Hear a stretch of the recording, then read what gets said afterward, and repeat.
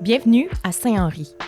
Dans ce quartier montréalais situé à l'ouest de l'avenue Atwater, juste au nord du canal La Chine, se trouve un trésor caché, l'usine de la Canada Malting. Pourquoi un trésor? Parce qu'elle est la dernière usine vacante du secteur qui n'a pas été démolie ou reconvertie en condo. La communauté a une vision pour la Malting et elle se bat depuis plusieurs années pour qu'elle se réalise.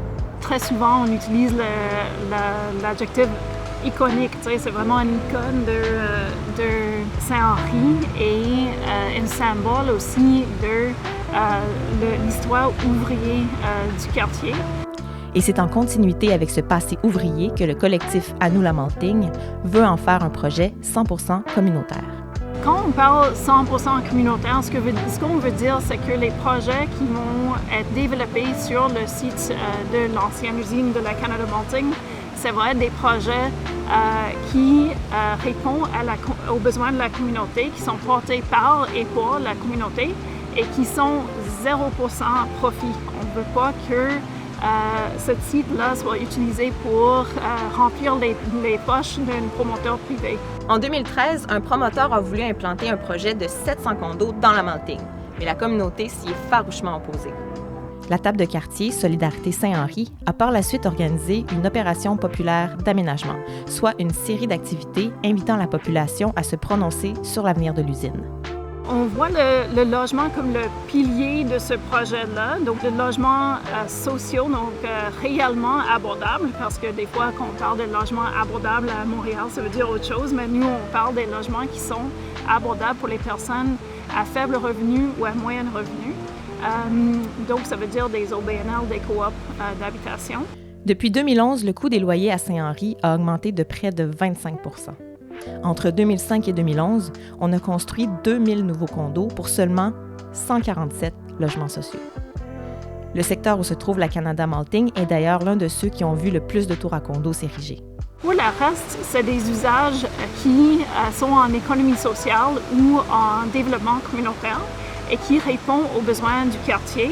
Donc, il y a prévu un CPE, un café communautaire. Et aussi, un des projets qu'on aime le plus et qui avance le plus, c'est le musée de l'histoire ouvrière du quartier. Nous voyons aussi, ou dans la concept que les résidents ont fait pour tout l'usage du site, il y a la production alimentaire et ça, c'est aussi central.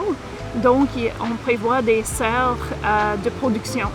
Pour la table de quartier, la CDC Solidarité Saint-Henri, qui existe depuis 35 ans, la transformation rapide du quartier, elle est inquiétante.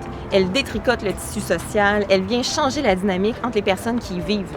Ça peut sembler comme on veut juste des logements sociaux là-bas, mais c'est pas vrai. On veut quelque chose qui va contribuer à reconstruire l'esprit du quartier pour que on peut dire nous, ce quartier nous appartient et on peut même le développer nous-mêmes, par et pour nous. Et ça c'est alors un geste qui vise à redonner un sens à la vie du quartier et l'esprit du quartier.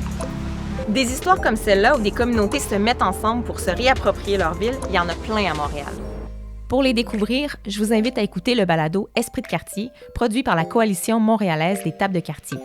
Avec celui-ci, je vous emmène aux 4 coins de la ville à la rencontre de personnes inspirantes et engagées dans des projets collectifs issus des tables de quartier. On va parler d'alimentation, d'environnement, de gentrification. Mais surtout, on va parler de ce qu'il faut faire pour que Montréal soit une ville pour tout le monde, peu importe son revenu, son origine, son quartier.